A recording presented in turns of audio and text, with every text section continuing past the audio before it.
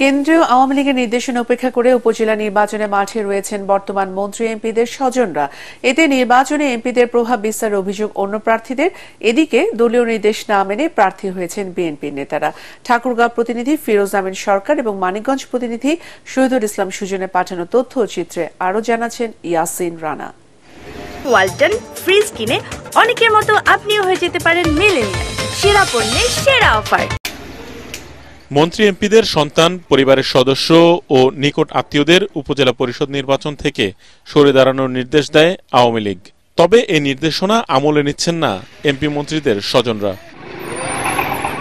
ঠাকুরগাঁয়ের বালিয়াডাঙ্গি উপজেলা নির্বাচনে মাঠে রয়েছেন ঠাকুরগাঁও 2 আসনের এমপি মাজহারুল ইসলামের 2 চাচা এবং এক চাচাতো ভাই। যেহেতু আমি একজন ছোট কর্মী আওয়ামী লীগের, সেদিক থেকে সে একজন আওয়ামী লীগের এমপি, এদিক থেকে একটা তার আমি তো আর কোনো বিদ্রোহী না। মানে এখানে নির্বাচন করার তার লোক নাই, আর কেউ নির্বাচন, যেমন ভাইস চেয়ারম্যানগুলো কেউ কেউ আর প্রতিনিধিত্ব করছে না। ওই এমপি যে সিলেকশন করে দিয়েছে সেটাই হয়েছে। তবে এমপি পরিবারের 3 জন প্রার্থী হওয়ায় ভোটারদের মধ্যে রয়েছে মিশ্র প্রতিক্রিয়া।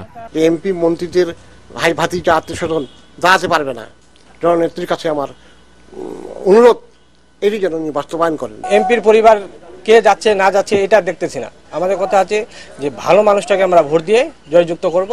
এদিকে নির্বাচন অবাধ, সুষ্ঠু ও নিরপেক্ষ করতে সব ধরনের প্রস্তুতি রয়েছে বলে জানিয়েছে নির্বাচন কমিশন।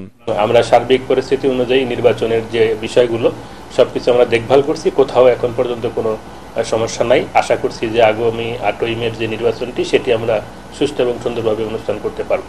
উপজেলায় বিএনপি জামাতের প্রার্থীরা সরে যাওয়ায় ভাইস চেয়ারম্যান ও মহিলা ভাইস চেয়ারম্যান পদে প্রার্থীরা বিনা প্রতিদ্বন্দ্বিতায় নির্বাচিত হওয়ার পথে রয়েছেন।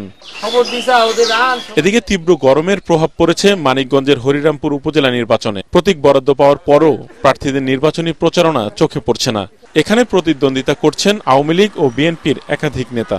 একটি আধুনিক ডিজিটাল স্মার্ট হরিরামপুর হিসেবে গড়ে তুলতে চাই, জনগণে প্রচার করতেছে।